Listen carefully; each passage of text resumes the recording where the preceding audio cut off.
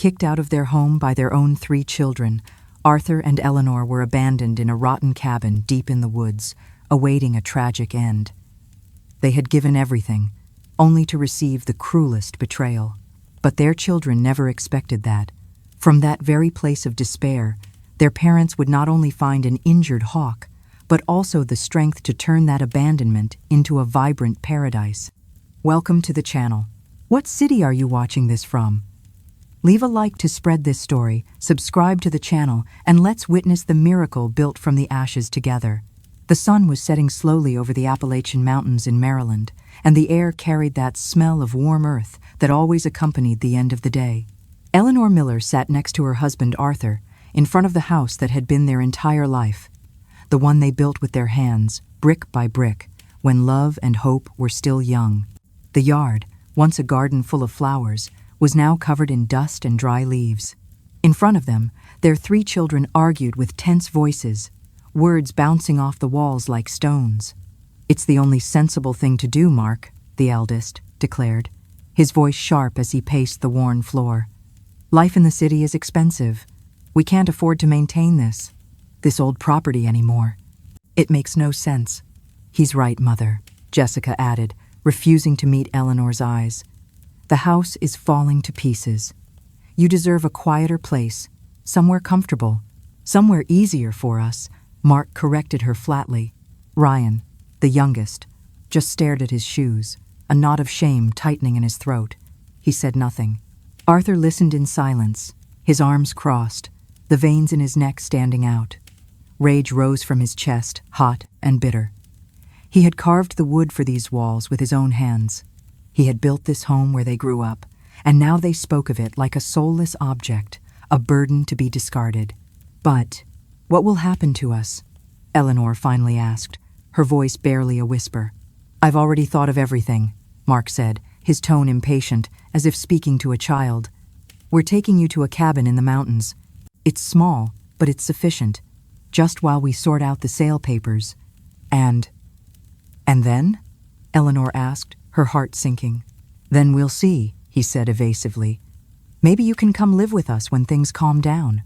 Eleanor looked at his cold, determined face and knew with chilling certainty that it was a lie. "You shouldn't worry," Jessica added, forcing a smile.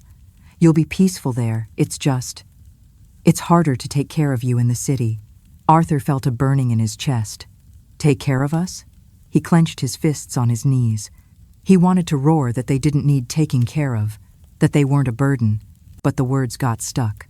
He looked at the floor with hard eyes and a clenched jaw, while Eleanor watched him with a broken heart. She remembered the years when the 3 children ran barefoot in the yard, when she cooked coffee cake and Arthur made wooden toys for them. Now those memories seemed to come from another life. As evening fell, an old pickup truck arrived, kicking up dust on the road. The children hurried their parents, saying they had to leave before dark. Eleanor took a small trunk with her clothes, a picture of the Sacred Heart, and a photo of the 5 of them, taken on a happy summer. She put it in her apron pocket, as if it were a treasure. Arthur loaded his toolbox, the only thing left of his trade, and got into the truck without looking back. The engine roared, and the landscape began to change. The hills grew higher, the trees thicker, and the silence deeper. Eleanor watched out the window as the sun hid, and thought that the world seemed to fade with every mile. Arthur remained motionless, his eyes fixed on the horizon, his expression hardened by pain. When the truck stopped, they were in front of an old cabin made of rotted wood with a sunken roof. The walls were covered in mold, and the broken windows let in the cold mountain air. Mark got out first, saying it was a temporary place, that he would visit them soon, that they shouldn't worry. Jessica covered her nose with a handkerchief, looking around with disgust. Ryan helped unload the things in silence, and when Eleanor looked at him, she saw a glint of remorse in his eyes. Mark said he had to get back to the city, that he had urgent business. Eleanor tried to smile, telling him not to worry, that they would manage. She knew she was lying, but she didn't want the last image her children had of her to be that of a pleading mother. The truck started up again, driving away until it disappeared among the hills. When the sound of the engine faded, silence fell like a heavy blanket. Eleanor took a deep breath, smelling the damp wood and looked at Arthur, who was observing the cabin with a mixture of anger and despair. He said in a low voice that not even dogs would live in a place like this, that it was a disgrace. Eleanor heard him and replied, saying that as long as they were breathing, they would still be a home. The phrase came out softly, but with a strength that disarmed him. They entered the cabin. Inside, the air was cold, and dust formed a fine mist that floated in the twilight. There was an old table covered in torn blankets, a wobbly chair, and a corner where the roof let the rain in. Arthur put down his toolbox and sat staring into space. Eleanor opened a bag and took out a piece of stale bread she had saved from the journey. She broke it in two and offered him half. Arthur accepted it without looking at her. They ate in silence, listening to the sound of the wind seeping through the cracks. Outside, the sky was painted red, and night began to envelop everything. Eleanor lit a candle she found in an old box. The flame flickered, casting soft shadows on the walls. She said that with a little cleaning, they could fix the place up, that maybe God had brought them there for a reason they didn't understand yet. Arthur replied that their children had already decided to forget them, that it was better to accept they were alone. Eleanor took his hand and told him that no heart forgets completely, that children always find their way back, even if it takes time. Arthur didn't answer, but he lowered his head, letting the candlelight illuminate his tired eyes. Eleanor watched the flame and thought that perhaps that small light was a reflection of something bigger, a silent promise that there was still life and love to come. Outside, the wind continued to blow through the trees, and the echo of the departed truck mingled with the distant chirping of crickets. Eleanor thought the night would be long, but she also thought she wasn't ready to give up. She moved closer to Arthur and rested her head on his shoulder. He didn't answer, but the carpenter's rough hand slowly closed over hers, and in that gesture, without words, the first spark was born of something they didn't yet know would save them.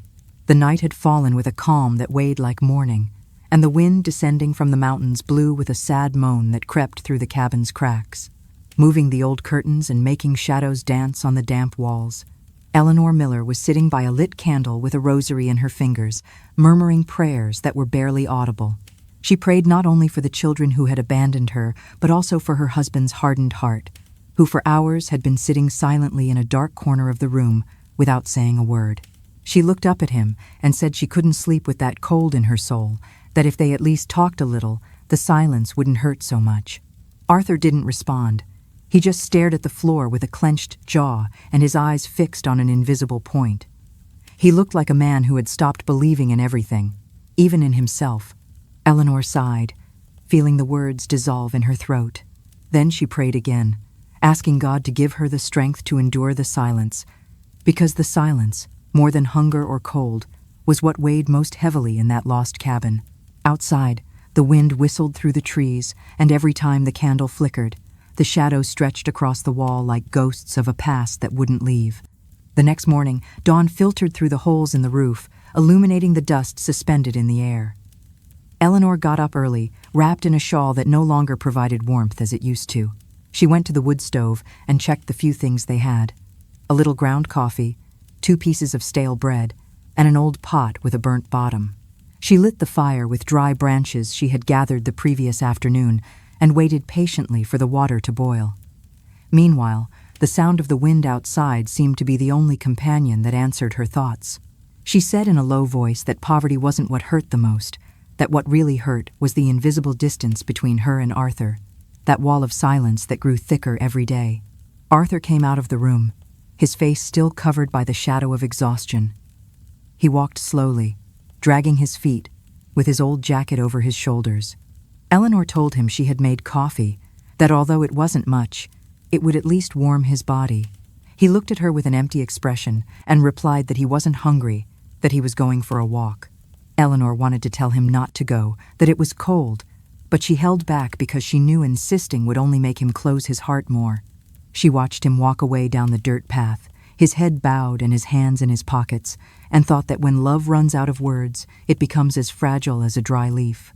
While the coffee boiled, Eleanor sat in front of the broken window and looked at the landscape, the hills covered in mist, the bare trees, the creek that ran at the bottom with a constant murmur. She thought that although the world seemed so large, They were completely alone.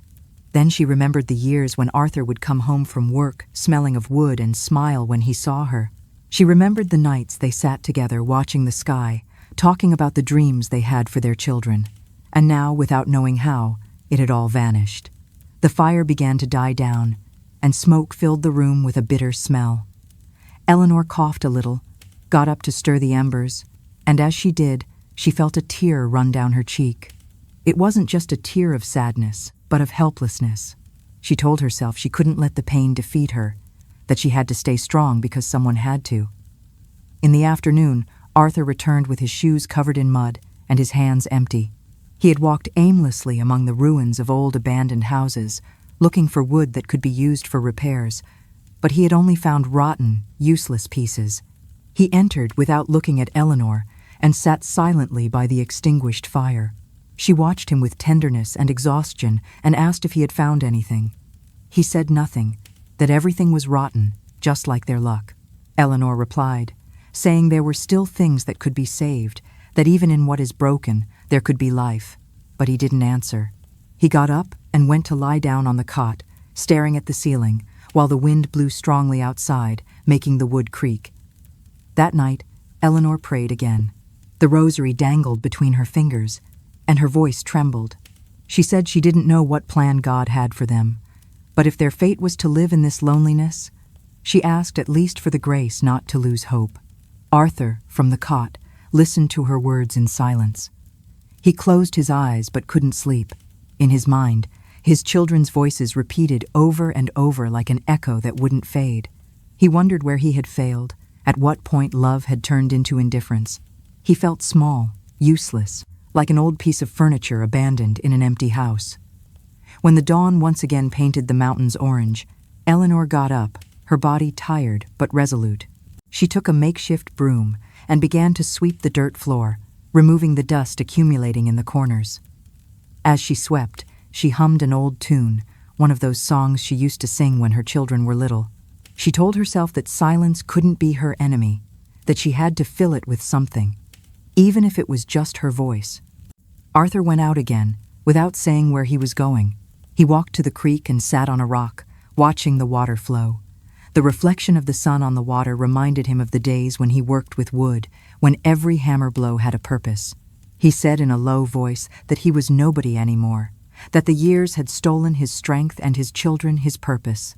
He stayed there for a long time, listening to the murmur of the water until the cold began to seep into his bones.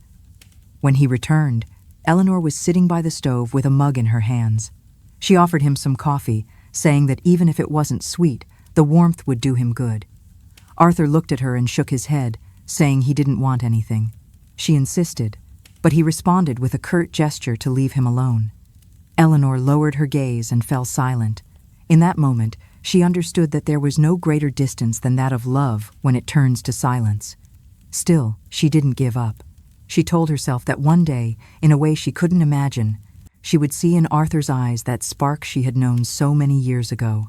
Outside, the wind blew hard, kicking up leaves and dust, as if trying to erase their tracks. Night fell again on the cabin, enveloping them in that loneliness that seemed endless. But inside Eleanor, a small, almost imperceptible voice kept telling her that even in the days of silence, love could still find a way to speak.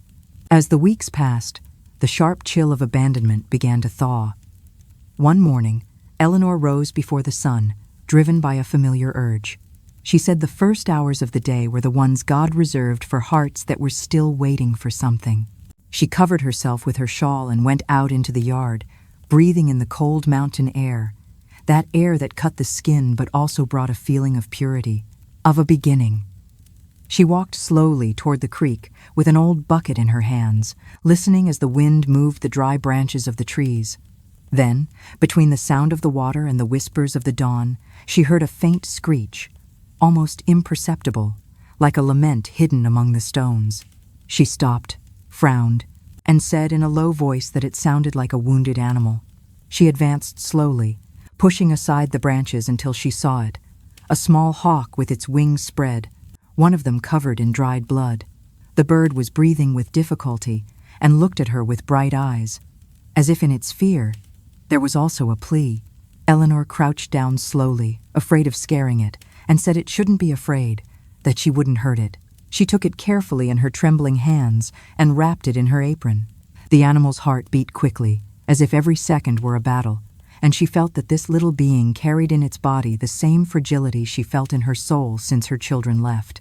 She sat on a rock by the stream, and with a clean cloth, she cleaned its feathers, removing the dirt and dried blood. As she did, she spoke to it in a low voice, telling it that everything would be okay, that if it had fallen from the sky, then the sky must want to see it fly again. The hawk barely moved, but its eyes remained fixed on her, and in that silent exchange, Eleanor felt something she hadn't felt in a long time. Hope. It's amazing, isn't it? How hope can show up in the smallest forms like a wounded bird. Arthur doesn't see it yet, but Eleanor has just found a reason to fight. This little hawk, Sky, is more than just a bird. He might just be the miracle that saves them both. Arthur, who had gone out to the yard to look for firewood, saw her from a distance, leaning over by the stream. He frowned and thought she was talking to herself again, as she did at night when she prayed, or when she asked God that her children would remember to write her a letter. He approached slowly, watching as his wife held something wrapped in her apron. He asked what she was doing out there so early, and she replied, saying she had found a small, injured hawk that must have fallen from the nest or hit a rock, and that she couldn't let it die. Arthur snorted and said they had enough problems without taking care of a bird, that it was useless to care for an animal that probably wouldn't survive. Eleanor didn't look up. She just said that sometimes God sends signs in the smallest things, and that maybe this hawk had arrived to remind them that there was still life, even among the ruins. Arthur shook his head and walked away, saying that she always saw miracles where there was only misfortune, and that miracles don't feed anyone. Eleanor didn't answer. She continued cleaning the bird's wings with soft, patient movements, and when she finished, she placed it in an old box with a piece of cloth to keep it warm, took it inside the cabin, and put it near the fire, careful not to scare it. She told herself she would call him Sky, because if he had fallen from the heights, it was only right that his name should remember the place he came from. Hours passed, and Arthur, from the corner where he tinkered with his old tools, watched his wife out of the corner of his eye. He saw her feeding the hawk with pieces of bread soaked in water, talking to it as if it were a child. She was saying it had to eat a little, that it had to be strong to fly again, that wounds don't last forever. Arthur sighed, muttering that the woman had lost her mind, that talking to an animal was something people do when they can't accept reality. However, he couldn't help but watch her a little longer. There was a light in Eleanor's face that he hadn't seen in a long time. Her eyes, which for weeks had been dull, now shone with a tenderness he remembered from the first years of their marriage, when she sang while hanging the laundry and he worked in the carpentry workshop. That afternoon, Eleanor went out to the yard with the hawk in her hands, covered with a clean cloth. She sat in the sun and let it breathe the fresh air. Arthur watched her from the doorway without approaching. She told it that it was a brave bird, that it had fallen from the sky but hadn't given up, and that was what mattered. It's not how many times one falls, but whether one still has the courage to spread their wings. Arthur said nothing, but those words resonated in his mind like an echo. Later, while cutting a piece of wood, he caught himself thinking about the hawk, wondering if it would really live. Eleanor spent the night caring for the animal.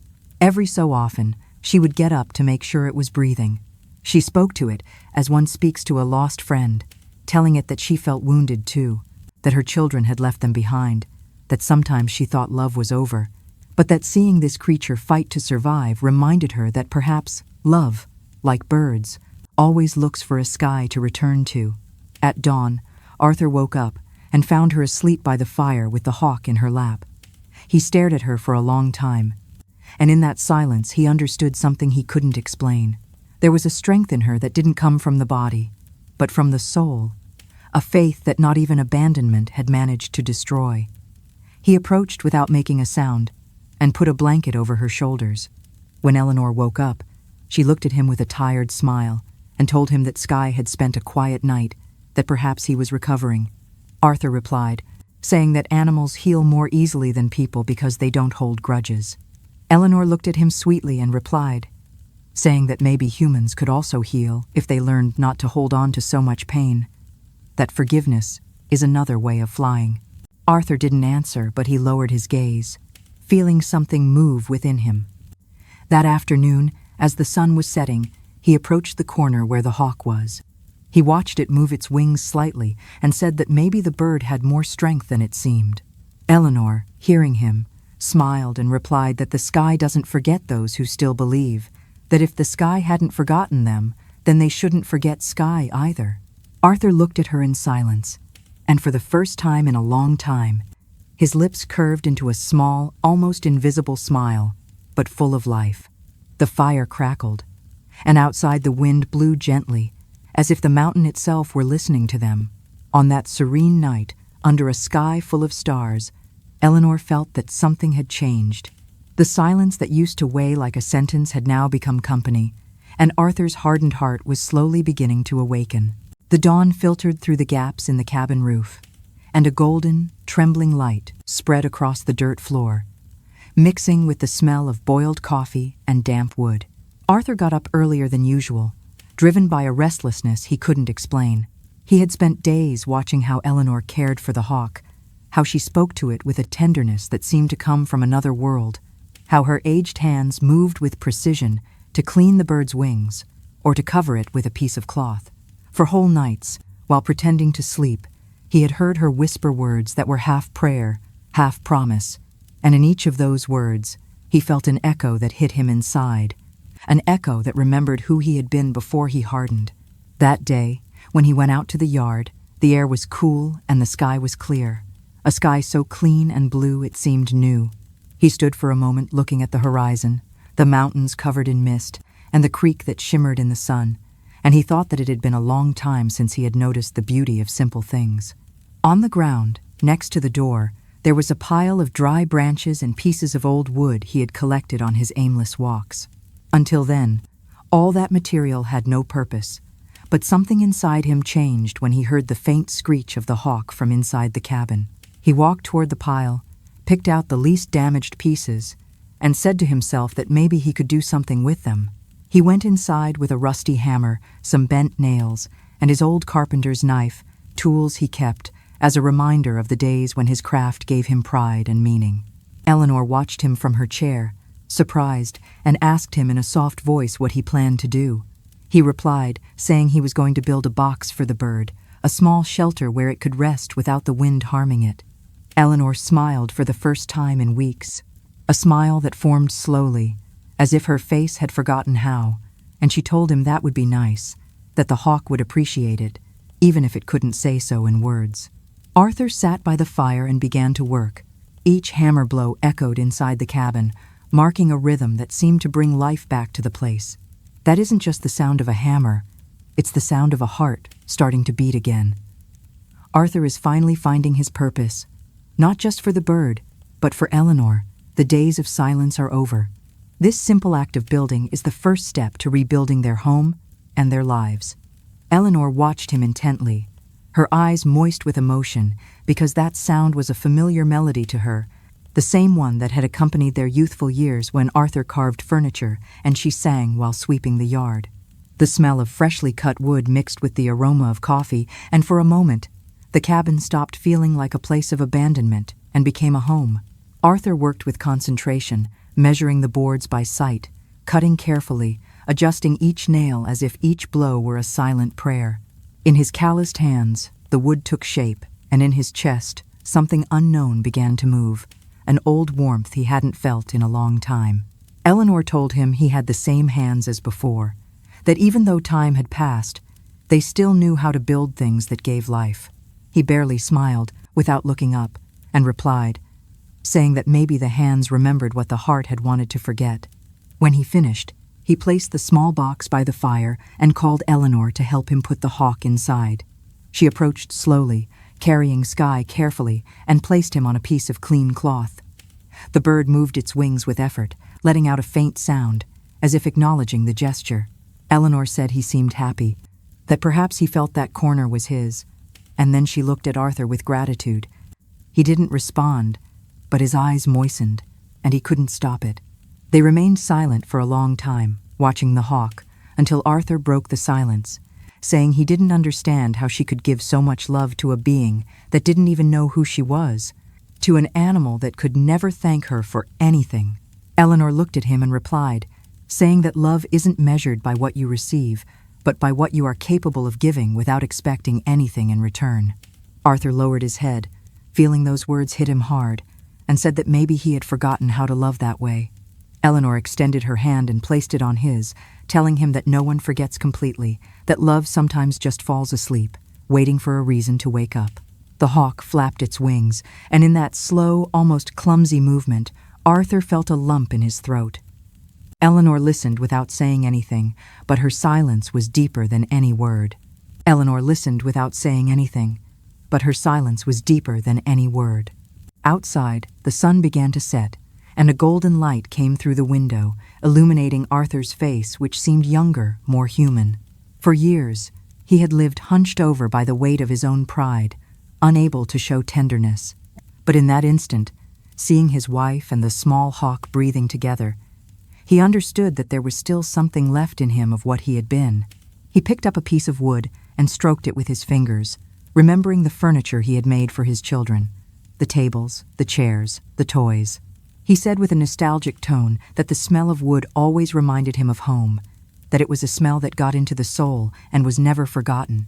Eleanor replied, saying that home wasn't just a place, that home was in the hands that build and in the heart that forgives. Arthur looked at her, and for the first time in a long time, his gaze filled with tenderness. That night, as the wind blew through the trees and the fire crackled, Eleanor and Arthur sat side by side in front of the hawk's box. They didn't talk much, but between them there was a new calm, a serenity born from the simple act of sharing the same silence. Eleanor rested her head on his shoulder and said it had been a long time since she felt this way, at peace. Arthur replied, saying that perhaps peace isn't found, but built, just like a house, just like a box for a wounded bird. And so they remained, watching as Sky closed his eyes and slept, breathing peacefully, while the fire cast sparks that lit up the room. In that instant, the cabin ceased to be a sad refuge and became a small universe where hope was beginning to be reborn. Arthur looked up at the ceiling and thought that maybe, after all, the sky was still looking down on them with compassion. He thought that if that hawk had fallen into their yard, it wasn't by chance, but to remind them that even broken wings can fly again when someone cares for them with love. As silence filled the place, Eleanor closed her eyes and gave thanks in her heart. And Arthur, without saying it aloud, did the same, because on that simple night, under that old roof, they both understood that love hadn't left. It had only been asleep, waiting for a spark to awaken. The sun rose slowly over the Appalachian Mountains, spreading a golden mantle over the trees and the old roof of the cabin, which until then had been only a sad and silent refuge. Arthur went out to the yard with a serene face, different, as if something inside him had awakened after a long sleep. The cool morning air brushed his skin, and the sound of the creek reminded him of the distant days when he used to get up early to go work with wood. He looked at the broken boards of the door, the dust accumulated in the corners, and the walls blackened by moisture, and he felt that the sadness that used to paralyze him was now transforming into a kind of impulse. He said to himself that they couldn't go on living surrounded by ruins, that even if the world had forgotten them, their house had to breathe again. He took the hammer and nails he kept in a rusty metal box. He rolled up his sleeves and started to work. The sound of the hammer echoed throughout the cabin, blow after blow, like a heart starting to beat again after a long time. As he nailed the loose boards, he remembered the times he had done the same to build his children's furniture. The small beds where they slept as children, the tables where they shared meals. Those memories didn't hurt as much as before. Now they were a kind of silent company that made him feel alive. Eleanor watched him from the window, her face lit by a mixture of surprise and tenderness. She said she didn't remember the last time she had seen him work with such energy, and he replied, saying that wood had its own way of speaking to him, that as long as he touched it, he felt less alone. As the day progressed, the smell of freshly cut wood mixed with the aroma of damp earth and the coffee Eleanor was preparing over the fire. The wind came through the open window, lifting the dust that floated like a golden mist. Eleanor took a bucket with whitewash and an old brush she had found in a box and began to paint the walls. Each stroke was slow but firm, and as the whitewash covered the dark stains, it seemed to also cover the wounds of the past. She said the house needed a little light, that even if the children didn't come back, the walls should reflect something more than abandonment. Arthur glanced at her and told her she was painting hope, that what she was doing wasn't just for beauty, it was faith in motion. Eleanor smiled without stopping the brush, replying that faith was the only thing they had left. But when you put it in your hands, it becomes life. Throughout the afternoon, the two worked without talking much. Arthur repaired the cracks in the floor, adjusted the nails on the windows, and swept the dust with a makeshift broom. Eleanor, with her hands stained with whitewash, stopped from time to time to draw small flowers on the walls, simple and colorful flowers, similar to the ones she used to embroider on tablecloths when her children were little. In a corner, Sky watched from his wooden box. The little hawk was already moving its wings with more strength and occasionally stretched them out completely, as if trying to remember what it was like to fly. Eleanor would approach and tell him not to hurry, that the sky was in no rush, that every wound needed its time to heal. Arthur listened and nodded in silence, understanding that those words were not just for the bird, but also for him.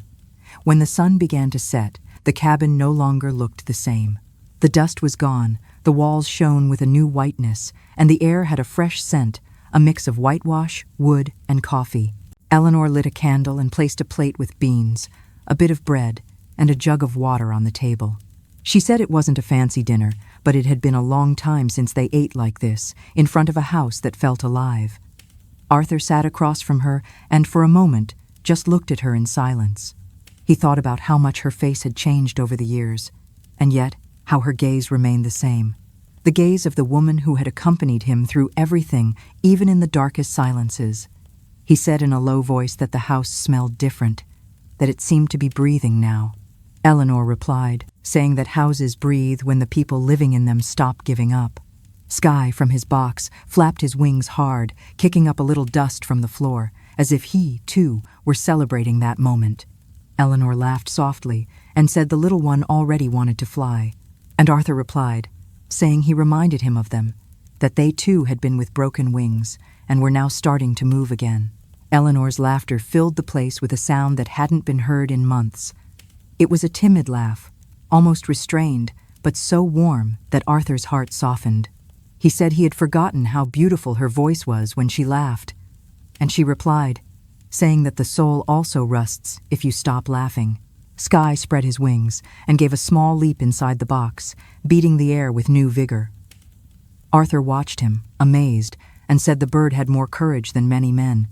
Eleanor answered, saying that courage is born when you have nothing to lose, but everything to live for again. The candle flickered, casting soft shadows on the freshly painted walls, and the sound of the wind became a quiet melody. Arthur took a piece of bread, broke it in half, and offered it to Eleanor. She accepted it, and as they ate, they made no promises and didn't talk about the past. They just shared the silence. A silence different from before, a silence full of understanding. After dinner, they sat for a while watching the fire. Eleanor said that tonight she felt something she couldn't explain, as if the cabin were breathing with them. Arthur replied, saying that maybe it was true that when you truly love, even the walls listen and return the air. They stayed like that until the fire slowly died out. Outside, the stars began to fill the sky, and the murmur of the creek water accompanied their thoughts. At one point, Sky moved inside his box and, with a clumsy but determined effort, spread his wings completely. Arthur got up slowly and watched him in awe. He said that watching him reminded him that even the smallest thing can be reborn. Eleanor approached, put a hand on her husband's shoulder, and replied, saying that life always finds a way to start over, even when you think everything is over. That night, when they lay down, the air in the cabin was different. It no longer smelled of abandonment, but of home. Arthur closed his eyes and listened to the soft flapping of Sky, and before falling asleep, he thought that maybe, after all, the sky hadn't forgotten them. The dawn arrived wrapped in a soft mist that descended from the hills like a damp caress, and the singing of birds mixed with the constant murmur of the creek running behind the cabin. Eleanor got up before the sun, her body tired but her soul lit by a new determination she hadn't felt in a long time. Outside, the air had that fresh scent of damp earth after the rain, and the sky was beginning to be tinged with the first pink tones of the day. She walked barefoot to the small space behind the house, a piece of land full of dry weeds and stones, and said to herself that this would be her garden, that if life had given them a second chance, she must sow it with her own hands. She found, in the bottom of her small trunk, a handful of seeds she had saved from her old garden, seeds that a neighbor had given her in the hope that they would flourish where no one believed anything could grow.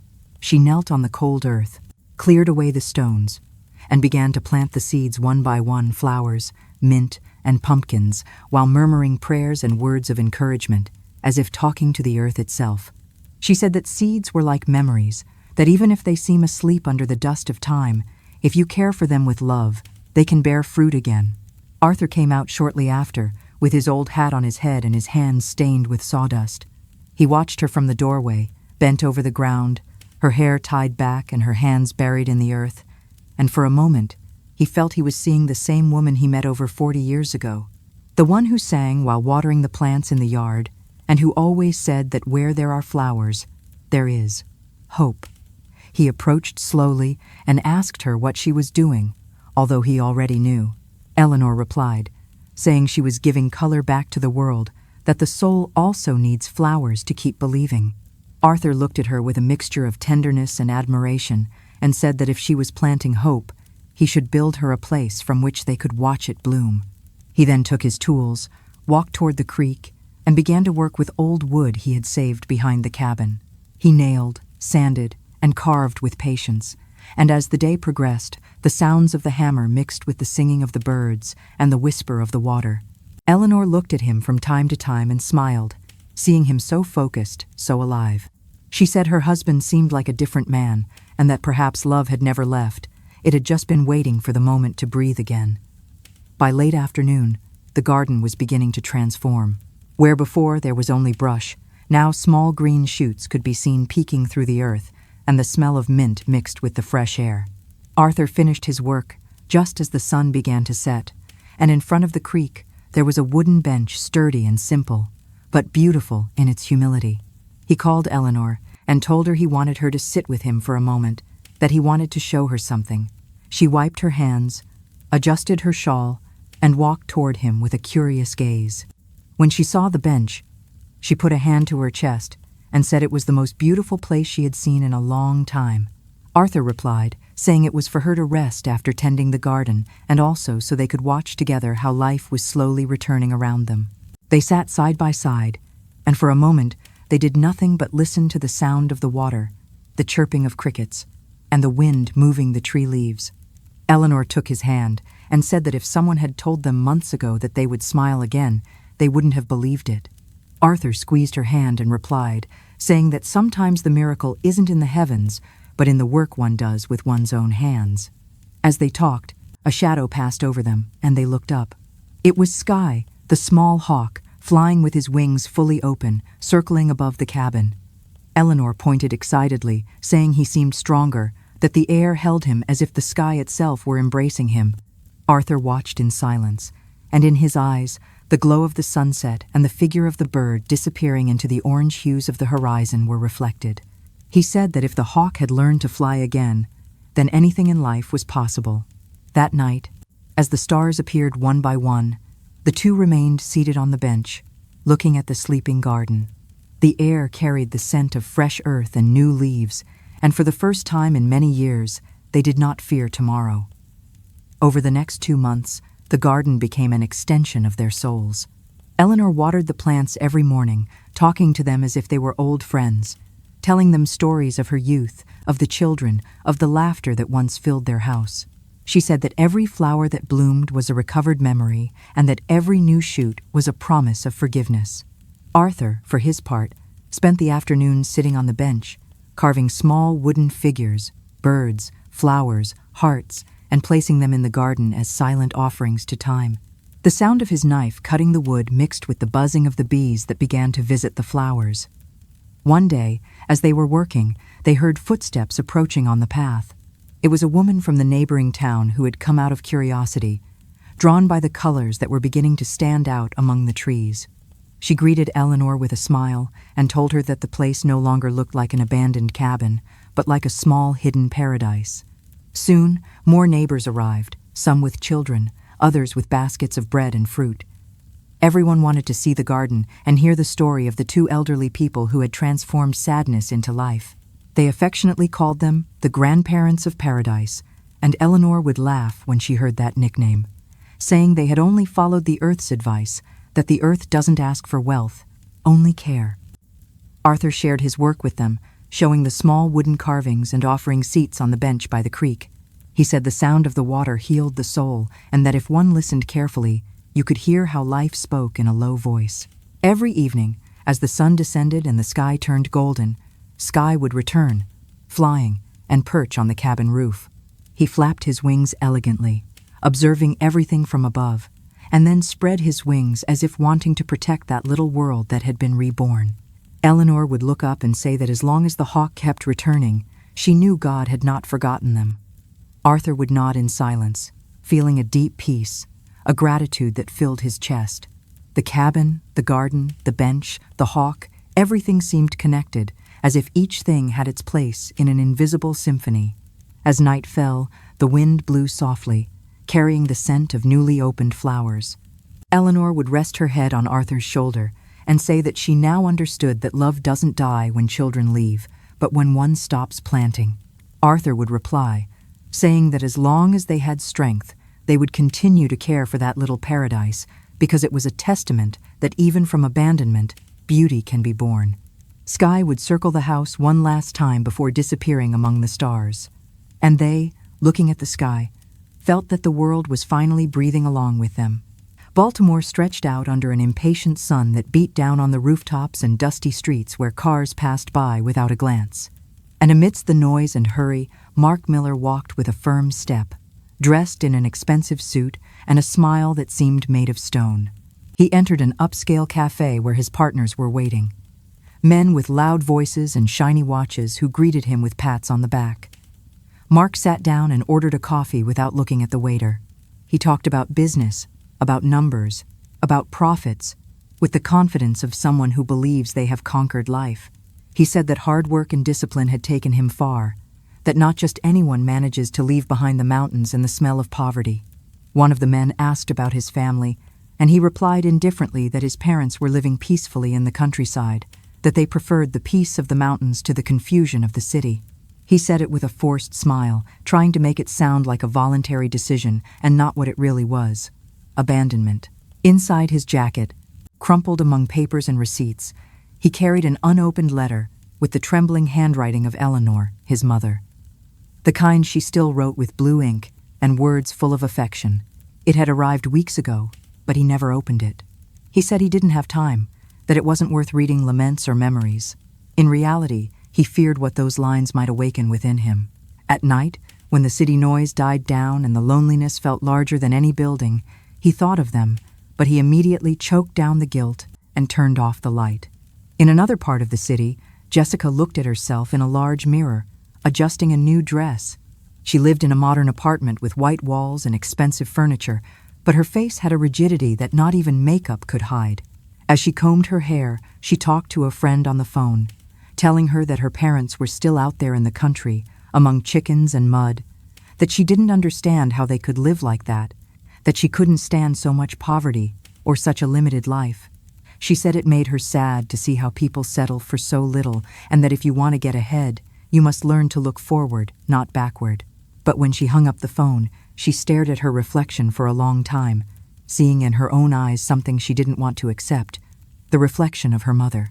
She sat on the edge of the bed and remembered, though she didn't want to, the afternoons when Eleanor combed her hair in front of the mirror, singing while the sun streamed through the window. She closed her eyes, took a deep breath, and muttered that those things didn't matter anymore, that the past was a burden. However, an invisible knot tightened in her chest, one she didn't know how to untie. Meanwhile, Ryan walked down a more modest street, his hands in his pockets and his head down. He hadn't achieved his siblings' success or his parents' peace. He lived trapped between two worlds, the city that devoured him and the mountains that called to him from a distance. He worked in a small auto shop where the noise of metal accompanied him for hours. His co-workers admired him for his kindness, but he always seemed absent, lost in thoughts he didn't share.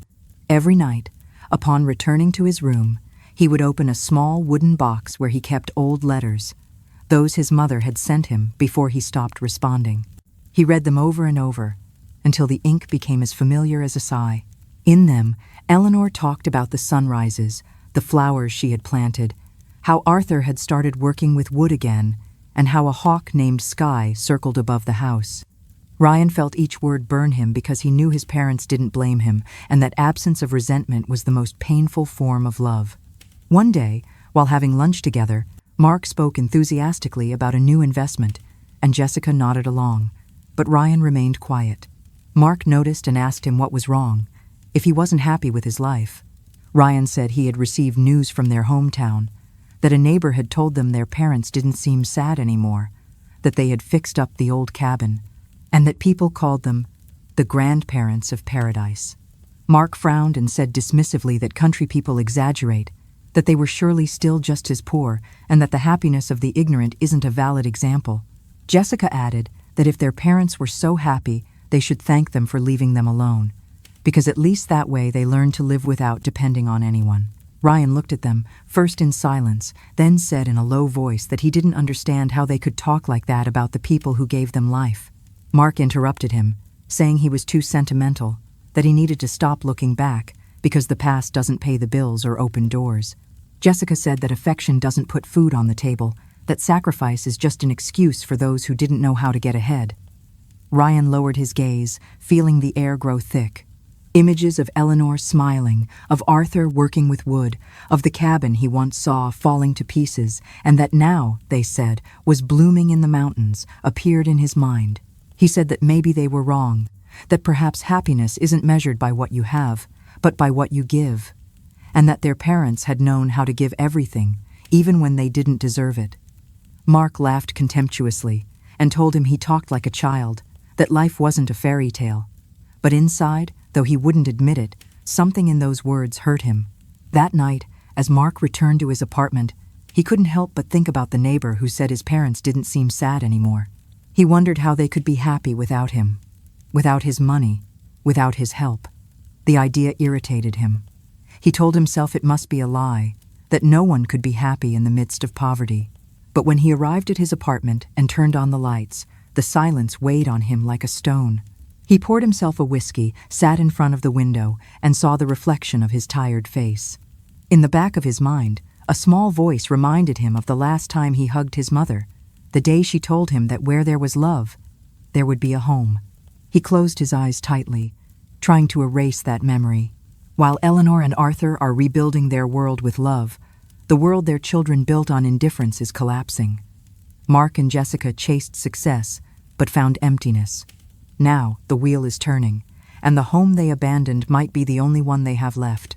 In another corner of the city, Jessica ran into an old childhood friend who was visiting from their hometown. The woman told her enthusiastically that her parents had transformed the old cabin into a beautiful place, that people visited them for advice, that Eleanor had filled the garden with flowers, and that Arthur had built a bench by the river where children played. She also said that a hawk flew over the house every day as if watching over the paradise they had created. Jessica forced a smile, but she felt something breaking inside her. The woman asked if she visited them often, and she lied, saying yes, that she saw them whenever she could. But when the conversation ended, she couldn't hold back her tears. She felt ashamed of herself, of her words, of her coldness. Ryan, meanwhile, couldn't sleep. He got up, paced his room, and thought that he had to do something, that he couldn't keep silent while his siblings pretended not to feel. He took one of his mother's letters, read it one last time, and decided that at dawn he would return to the mountains. He told himself it didn't matter if they received him or not, that he needed to see with his own eyes that place where love had survived abandonment. Meanwhile, in the cabin, Eleanor and Arthur slept peacefully, unaware that the echo of their rebirth was already traveling through the city streets, touching the hearts of those who had once forgotten them.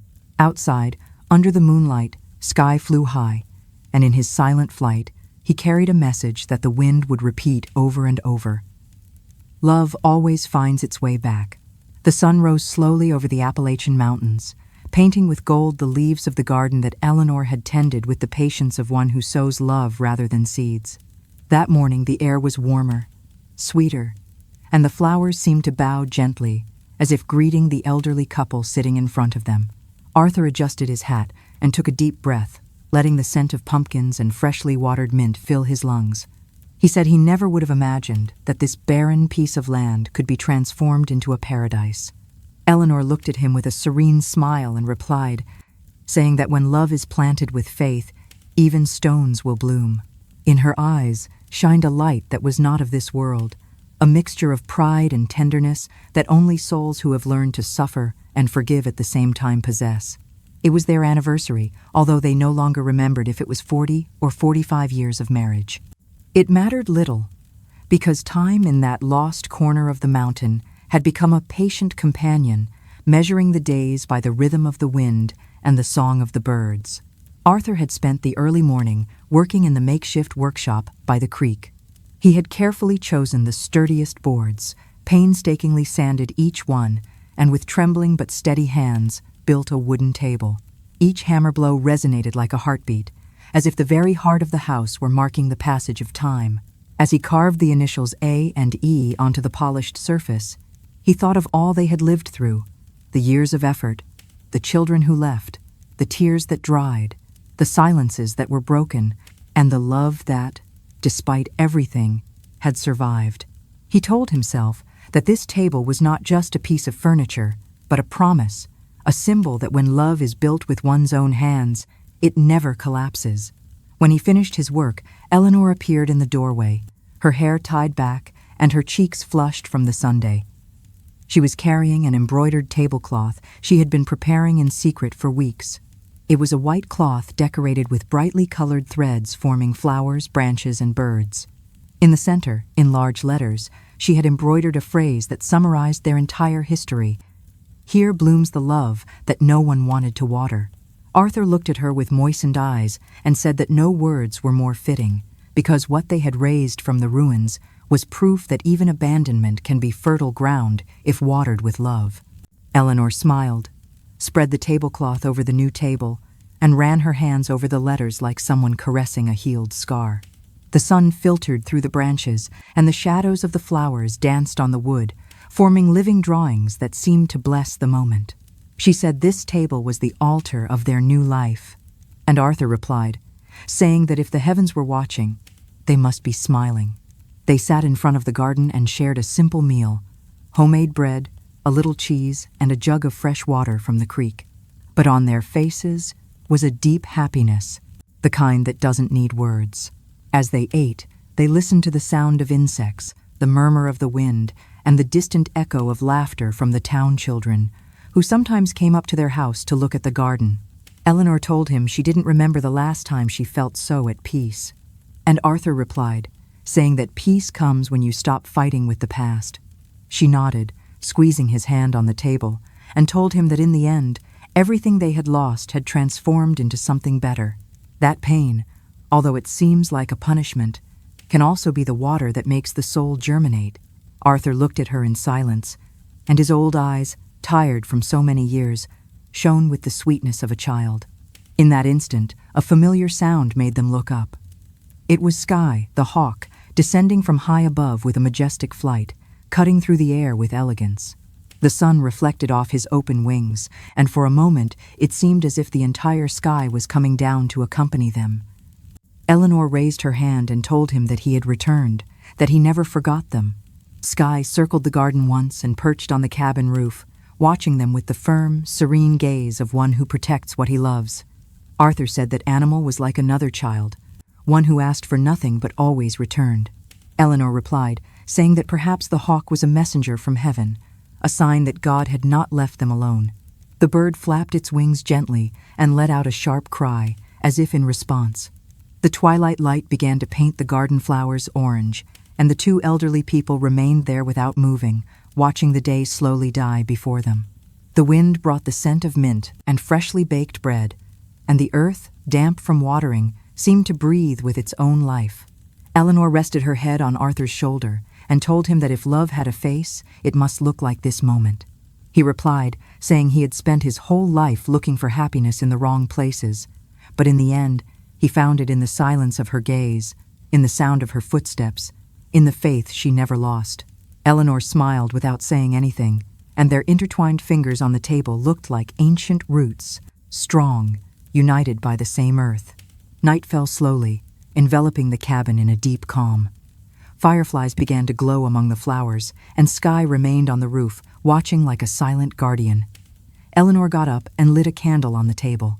The flame illuminated the embroidered tablecloth and the engraved initials, casting shadows that seemed to write their story on the walls. She said that this table would remain there when they were gone, so that whoever saw it would remember that there was a love capable of blooming among the ruins. Arthur stood up, took her hand, and told her that as long as he breathed, he would keep building things for her, because only then did he feel complete. Eleanor replied, saying she needed nothing more than his company, that everything else was a gift. Outside, the sky filled with stars, and the chirping of crickets set the rhythm of the night. Sky opened his wings and rose once more, circling the house before disappearing into the shadows. Arthur followed him with his gaze, and murmured that even the creatures of the sky knew where their home was. Eleanor, in a soft voice, replied, saying that home isn't found, it's built, and that they, unintentionally, had built a piece of heaven on earth. They stayed there, looking at the glow of the fire reflected in each other's eyes, feeling that time was stopping. And in that absolute silence, broken only by the beating of Sky's wings in the distance, they understood that when love is true, it doesn't grow old. It transforms into light, into aroma, into life. Thus, under the gaze of the hawk and the shelter of the night, Eleanor and Arthur's paradise was complete, not because it was perfect, but because it had been built with the heart. Baltimore was waking up wrapped in a thick, almost unbreathable air, and the noise of cars, the shouts of vendors, and the echo of sirens mixed with the invisible desperation floating between the buildings. Mark Miller walked quickly down the hallway of the building where, until recently, he had run his company. His face was pale, his hands trembled, and his eyes were fixed on the floor, as if he didn't want to see the reflection of his own failure in the glass. The night before had been hell.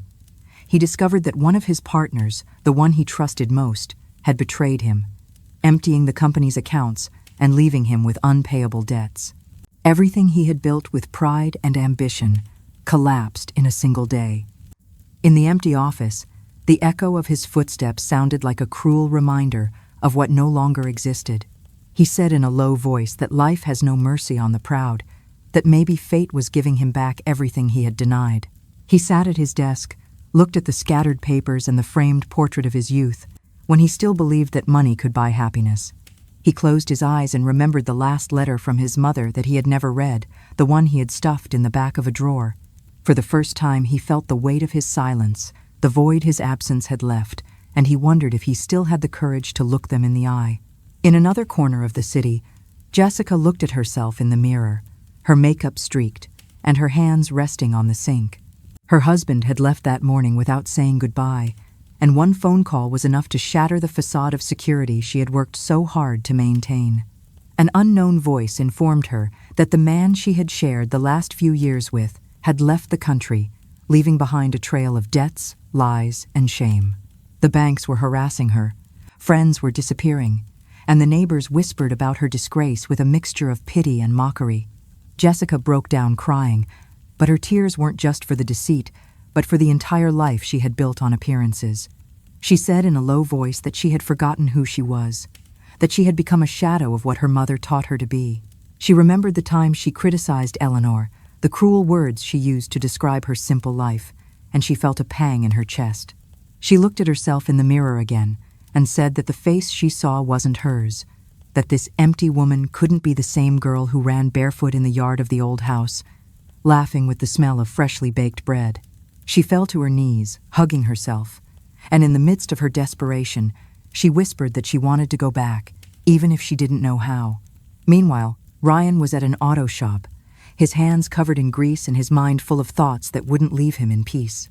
He had heard the news about his siblings, and something inside him told him they couldn't keep running anymore.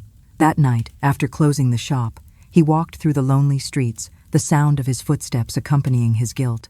He stopped in front of a church, and without thinking, went inside. The smell of incense and the silence of the place made him remember his mother's prayers. He sat in one of the pews and murmured that everything had gone too far, that he couldn't keep living with the weight of having left them alone. He said that maybe they still had time to fix something, even if it was late. The next day, he looked for Mark. He found him in his apartment, surrounded by empty bottles and scattered papers. His brother was sitting on the floor, his gaze lost. Ryan approached slowly and told him he knew what had happened, that he was sorry. Mark looked up, his eyes red, and replied that he didn't need pity, that life had taught him his lesson. Ryan insisted, saying that maybe it was time to go back, that they couldn't keep pretending their parents didn't exist. Mark laughed bitterly and said it was pointless, that surely there was nothing left there, only ruins. Ryan replied that he was wrong, reminding him of what the neighbor said, that their parents had rebuilt the cabin, that the townspeople called them the grandparents of paradise, and that if they had been able to rise up, then they could too. She fell to her knees, hugging herself, and in the midst of her desperation, she whispered that she wanted to go back, even if she didn't know how. Meanwhile, Ryan was at an auto shop, his hands covered in grease and his mind full of thoughts that wouldn't leave him in peace. He had heard the news about his siblings, and something inside him told him they couldn't keep running anymore. Mark lowered his head and remained silent. Deep down, he knew his brother was right, but his pride still weighed him down. Ryan told him there was no time to lose, that if they kept waiting, one day it would be too late to ask for forgiveness. Then he went to find Jessica. He found her in her empty apartment, with open suitcases and eyes swollen from crying. She looked at him in surprise, and before he could say a word, she burst into tears again. Ryan replied, saying that Eleanor always said that love doesn't keep score, it just waits for the heart to come home. Mark arrived shortly after, his face tired but more serene. He said he was willing to go, that if life had taken everything from him, at least he wanted to get back something that had meaning. That same afternoon, the three siblings met at the Greyhound station. They carried few things, just the essentials, and a mixture of fear and hope that none dared to confess. During the trip, the landscape slowly changed. The city lights were left behind, and the mountains began to rise before them like silent giants. Jessica watched out the window and said she didn't remember the last time she had looked at the countryside, that she had forgotten how beautiful the sky was when it wasn't covered by car exhaust. Mark, his gaze lost on the horizon, murmured that the air smelled different, that it reminded him of the days when he ran down the roads after his father. Ryan smiled slightly and said that the air of home is never forgotten, even if you go far away. When the bus began to climb the dirt road leading to the cabin, the three fell silent. None knew what to expect. Mark muttered that paradise was probably just a few flowers, that it was absurd to think two elderly people could have truly transformed something that time had already destroyed. Jessica added that she didn't care what the house looked like, that she just wanted to ask for forgiveness. Ryan kept looking at the road and replied, saying that sometimes the most beautiful things are born right where you think there's nothing left. The dawn unfolded slowly over the Appalachian Mountains, painting the horizon that opened before the dusty road with golden and pink hues. The bus moved slowly, winding between hills covered in mist, while inside the vehicle, a silence reigned that seemed heavier than the air itself. The three siblings traveled seated next to each other, but between them was an invisible distance, made of memories, guilt, and unsaid words. Mark looked out the window, his eyes lost in the void, mentally reviewing every decision that had led him to this point. He wondered when his ambition had become his prison, when money stopped being a means and became a god that ended up devouring him. Ryan watched him out of the corner of his eye, recognizing in his older brother the toughness he had always admired and feared. Jessica, on the other hand, had her hands clasped in her lap, silently murmuring a prayer she hadn't said in years. The bus engine rumbled monotonously, and the landscape passing by the windows seemed to tell them a different story, one that spoke of time, of life, and of return. Ryan broke the silence, saying it seemed incredible they were going back, that he never thought this day would come. Mark replied in a low voice that he didn't know if they were coming back out of love or remorse. Jessica intervened, saying that the reason didn't matter, that the important thing was to arrive, even if it was late. The words hung in the air, and the three fell silent again. As the vehicle climbed the steep road, the vegetation grew thicker, the scents more intense, and the air purer. The driver, an old man in a straw hat, looked at them in the mirror and said that the place they were going to was beautiful, that the townspeople called it the grandparents' paradise. The siblings exchanged glances, not fully understanding what they were hearing. Mark frowned and asked if he was talking about a cabin, one that was in ruins years ago.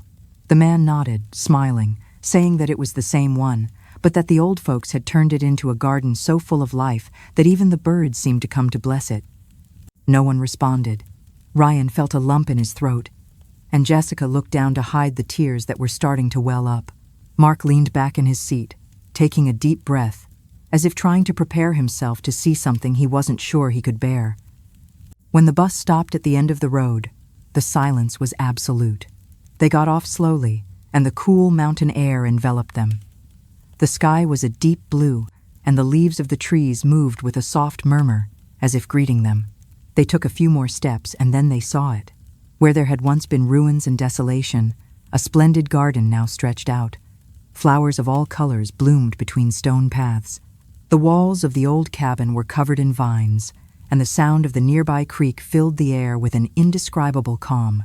On the roof, a hawk circled slowly, letting out a sharp cry that broke the air, like a welcome.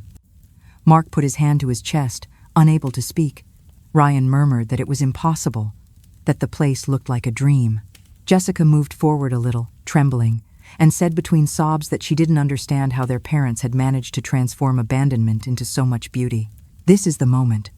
The children expected to find weakness, but they found a strength they never knew. This paradise wasn't built for them, it was built despite them. Now, they must face the parents they threw away. But the meeting won't go the way you think. At that moment, the cabin door opened slowly. Eleanor came out first in a simple white linen dress, her hair pulled back, and a serene smile that radiated peace. Next to her appeared Arthur, more stooped, but with a firm gaze and a light in his eyes that his children hadn't remembered seeing in years. They walked hand in hand, slowly, as if each step carried the weight of a lifetime. When they saw them, they stopped in front of the garden. There were no reproaches, no tears, no questions, just a deep calm, as if time had stopped in that instant. Eleanor took a step forward and said she had dreamed of this moment so many times, that every flower in the garden was a prayer for them. Arthur looked at her and added that love doesn't die, even if it's buried under disappointment, that it always finds a way to bloom. The three children stood motionless, unable to react. Mark was the first to try to speak, but his voice broke. He said he didn't know how to ask for forgiveness, that words weren't enough for all the harm they had caused. Eleanor walked toward him, extended her hand, and told him that forgiveness isn't asked for, it's shown with the heart. Jessica covered her face and fell to her knees, crying. Between sobs, she said they had left them in ashes, and they, in turn, had made the fire bloom. Arthur approached slowly, took her by the shoulders, and helped her up, saying that there was no fire that couldn't give light again if it was lit with love. Ryan, his eyes full of tears, said that he had spent years wanting to come back, but that fear and shame had stopped him. Eleanor hugged him tightly and told him that love doesn't keep score, that she always knew he would come back, because a child can lose his way, but not his heart. Mark approached too, and for the first time in a long time the four of them embraced. It was a long, silent hug, full of tears and trembling, but also of relief. The wind blew softly, moving the flowers, and the cry of Sky, the hawk, resonated above them like a blessing. Eleanor looked at everyone and said that the garden wasn't hers or Arthur's, but life's itself, which had wanted to give them a second chance. Arthur added that true paradise isn't found in perfect places, but in hearts that learn to forgive. Jessica caressed her mother's hands and said they didn't deserve so much love. Eleanor replied that love isn't deserved, it's given, and that if heaven had brought them back, it was because there was still something left to heal. The sun began to set, tinting the garden with orange hues. Mark looked at the walls covered in flowers and said that every petal seemed like a word of hope, one they had forgotten to write. Ryan added that the cabin breathed like a living being, that the very air seemed to be made of peace. Eleanor smiled and said that it was, because everything they had lived through, even the pain, had turned into life. Arthur invited them inside, and when they crossed the threshold, a warm breeze enveloped them. Inside, the house smelled of new wood and freshly baked bread. On the table, the one Arthur had built, rested Eleanor's embroidered tablecloth with the phrase that said it all. "Here blooms the love that no one wanted to water." Jessica ran her fingers over the letters and said in a low voice that those words hurt and healed at the same time. Mark sat down, looked at his father, and said he had spent his life building things that time destroyed, but that what they had done was eternal. Arthur looked at him tenderly and replied, saying that the eternal isn't made with hands, but with the soul. Eleanor served hot tea in old ceramic mugs and sat down with them.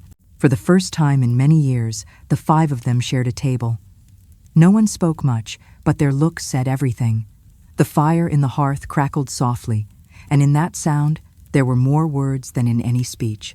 Outside, Sky flew low, perching on the roof as if watching over his nest.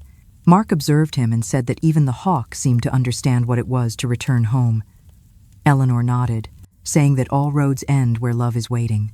Night fell slowly, and the stars began to shine over the garden. The children remained there by the fire, feeling that for the first time in a long time, the weight they carried was becoming lighter. In silence, they understood that forgiveness doesn't erase the past, but it gives it meaning. And in that corner of Maryland, among flowers, tears, and soft laughter, the echo of abandonment transformed into the serene sigh of reunion. The dawn filtered through the mountains like a blessing, bathing the miller's garden in a golden light that seemed to come directly from the heavens. The air smelled of damp earth, open flowers, and freshly cut wood. And in that landscape full of life, the three siblings remained in silence, contemplating the miracle their parents had built. The shadows of the past weighed heavily on their shoulders, and the brightness of the sun felt less like a new beginning and more like a judgment. Mark was the first to speak. His voice trembled as he looked at Arthur and Eleanor, who sat together hand in hand. He had expected to see frail, broken victims. Instead, he saw two people radiating a calm he had never known. It was the peace of those who had faced the void and filled it with life. Mark took a deep breath, and with eyes burning with tears said, We were blinded. We sought success to feel bigger, but we lost everything. We destroyed everything." He looked at the garden. "You built a paradise right on the ashes we left behind." His words hung in the air.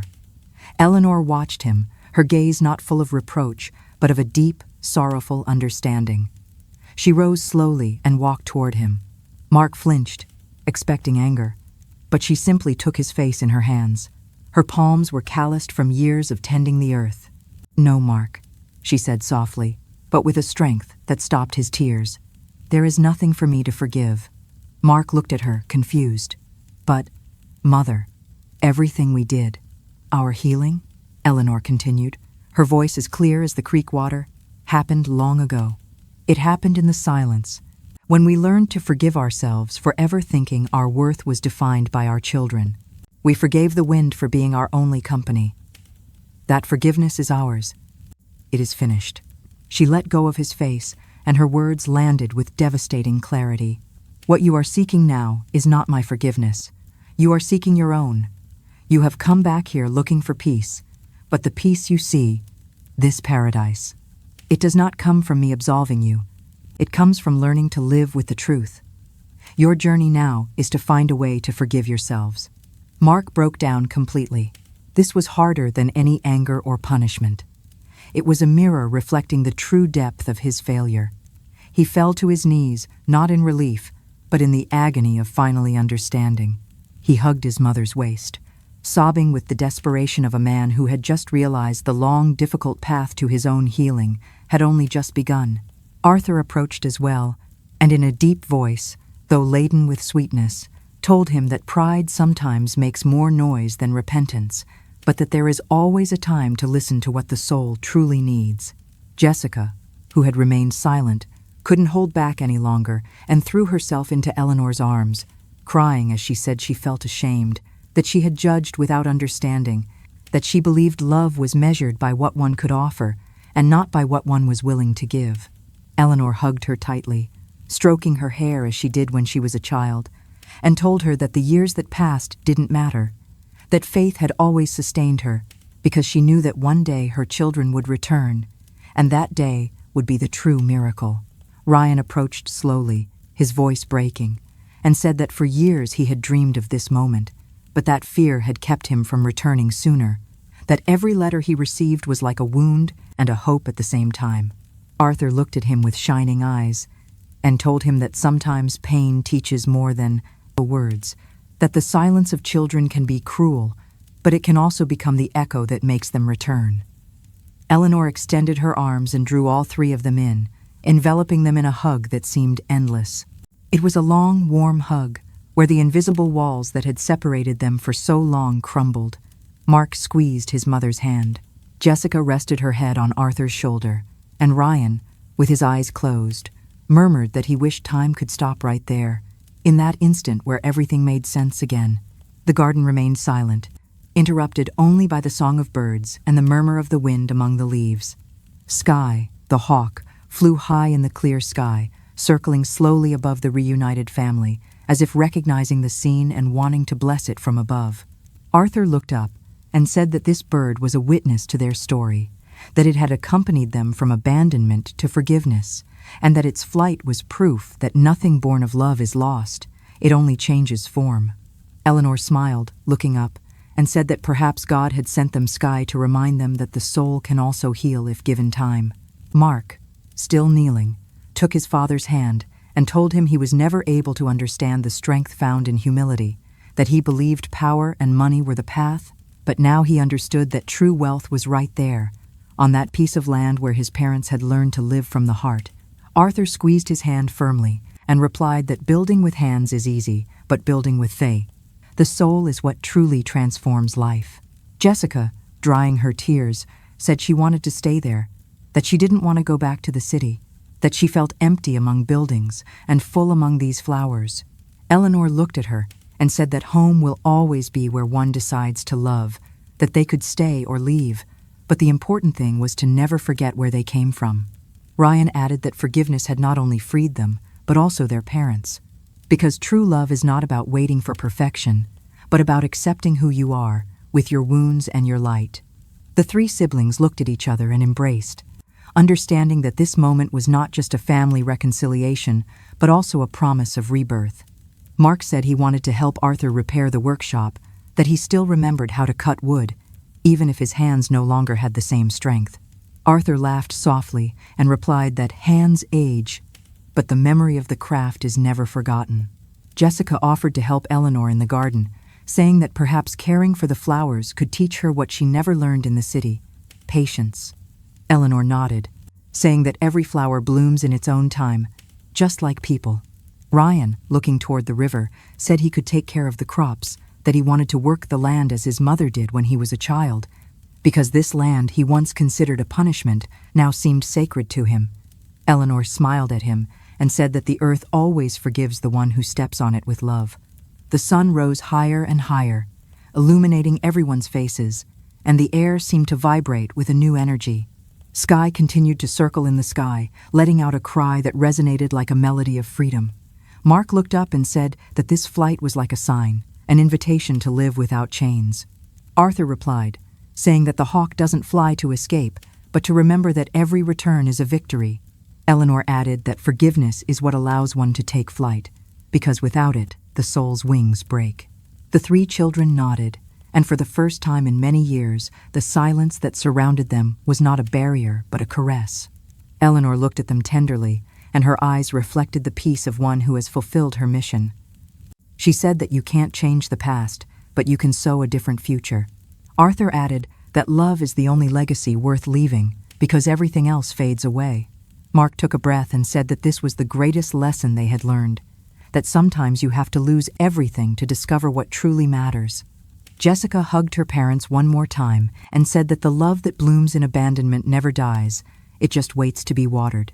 Eleanor smiled, repeating those words in a low voice, and Arthur, with a tear rolling down his cheek, added that now the fire in their hearts had been rekindled. As the afternoon faded and the sky turned shades of orange, the five remained together in the garden, watching sky disappear among the clouds, knowing that even as time moved on, nothing would ever separate them again. In that lost corner of the mountains, the echo of forgiveness resonated, like a prayer, and the Miller family's soul breathed again. The sun rose slowly behind the mountains, bathing the fields surrounding the cabin with its golden light, and the air smelled of new life, freshly cut wood, flowers, and freshly baked bread. Since early morning, the sound of hammers and the soft murmur of voices filled the garden, a murmur that was no longer of loneliness, but of work, companionship, and hope. The Miller family was breathing together again, and what was once a forgotten corner had transformed into a home brimming with love and purpose. Mark, who once measured his worth in dollars and contracts, had become a different man. Every morning, he got up with the crowing of the roosters and walked to the small workshop that he and Arthur had built next to the creek. Mark's hands, which for years had only known pens, expensive watches, and papers, were now calloused, full of splinters and strength. As he cut the wood, he would say that carpentry was like life, that if you work with patience and precision, even the most broken pieces can become something beautiful. Arthur watched him with pride, and every time he saw him smile, he would say he never imagined his eldest son, the one who always looked up seeking the heavens of men, would end up finding his own paradise on earth. Sometimes they worked in silence, other times they talked about the old days, remembering the lessons that time and pain had taught them. Mark often said that his father had not only taught him to build furniture, but to rebuild himself. And Arthur would reply that a man only becomes whole when he learns to forgive himself. Meanwhile, Jessica had found her place among the town women. With a sewing machine she got, thanks to some donations, she began teaching sewing and reading to older women who, like her, had once believed their time had passed. The afternoons in the garden were filled with laughter, needles glinting in the sun, and stories told between stitches. Jessica said that every thread was a memory, and that by weaving together, they were also mending the wounds of the soul. Sometimes the women brought their grandchildren, and the children ran among the flowers while Eleanor watched from the doorway, smiling with a peace that only mothers who have suffered can have. Eleanor used to say that the sound of laughter was the music that had been missing from that house, and that life, after so much silence, had finally given them back their song. Ryan, for his part, dedicated himself to caring for the gardens alongside his mother. They spent the mornings planting and watering, and every plant seemed to bloom with a special tenderness under their hands. He said the earth had a memory, that it recognized those who touched it with gratitude. Eleanor would reply, saying that the earth, like the heart, flourishes when it is given love without expectation. Together they grew flowers, fruits, and medicinal herbs, which they then distributed among the neighbors.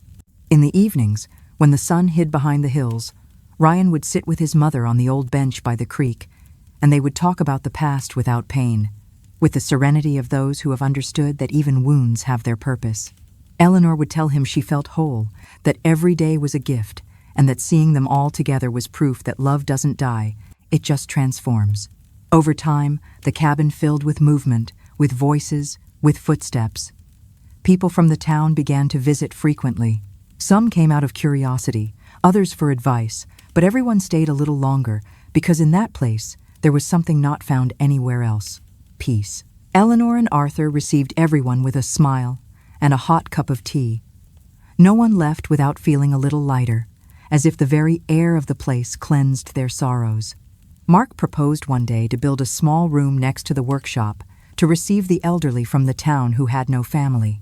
He said that if his parents had survived abandonment, they could turn their story into a refuge for others.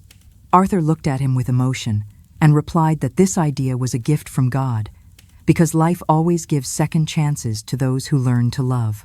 They've turned their deepest wound into a place of healing for others. This is the final, beautiful transformation. The story has come full circle, from abandonment to a sanctuary. Let's watch as this little cabin becomes a true legacy, a grandparent's paradise. Jessica embroidered new curtains, painted the walls with warm colors, and wrote over the entrance the words her mother had spoken years before. Ryan helped build beds and tables, while Eleanor prepared the garden so that each visitor would have their own little corner of flowers. The name the neighbors had coined, the grandparents' paradise, became official, a place where loneliness found rest and where the forgotten felt alive again. The news spread quickly through the nearby towns, and soon elderly people began to arrive from all over, some with slow steps, others with tears in their eyes. Eleanor received them, saying that no one was a stranger there, that they were all part of the same family. Arthur would show them the workshop, proud of his son, and Mark taught the older men to build simple things like benches or picture frames to keep their hands and hearts busy. Jessica taught the women to sew their own dresses, and many, among threads and fabrics, ended up laughing like girls. Ryan prepared the garden with the help of new friends, and together they kept the land alive, the land that was once a symbol of abandonment. At night, they would gather in the garden around the fire, telling stories under the stars. Eleanor used to say that each flame was a memory that kept burning, and that as long as there was love, the fire would never go out. Arthur, sitting beside her, said that old age was not the end, but the harvest of all that had been lived. Sky, the hawk, continued to visit them. Every afternoon, he would fly high and descend with elegance, perching on the cabin roof, as if still watching over the place. Mark said the bird was a symbol of what they had learned, that even creatures that fly far away always find their way back. Eleanor would look at him and say that perhaps the heavens had forgiven them all through that flight. Over the next few years, the place's fame grew, and the cabin transformed into a sanctuary of hope. The children, now mature, dedicated their days to caring for others, and in every corner one could breathe gratitude. Eleanor aged sweetly. Her hair turned white, like the whitewash that still adorned the walls, and Arthur, though slower, continued to get up every morning to work alongside his son. One afternoon, during the celebration of the refuge's anniversary, the three children placed a golden plaque at the main entrance. Eleanor, with tears in her eyes, read aloud the engraved words, "The love that blooms in abandonment never dies, it just waits to be watered." She said those words were the greatest truth of their lives, and that she hoped everyone who crossed that threshold would understand that even from the deepest pain, beauty can be born. Arthur took her hand and told her that their story was not just theirs, but belonged to all who had learned to forgive.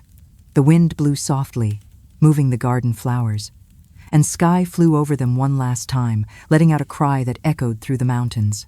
Eleanor looked up and said that paradise was not in the sky, but in the heart that knows how to love. And so, under the twilight, amidst laughter, hugs, and the hawk's flight, the grandparents' paradise lived on, reminding everyone that true love is not extinguished by time, it just transforms into eternity. And so, the grandparents' paradise is not just a place, but has become a symbol.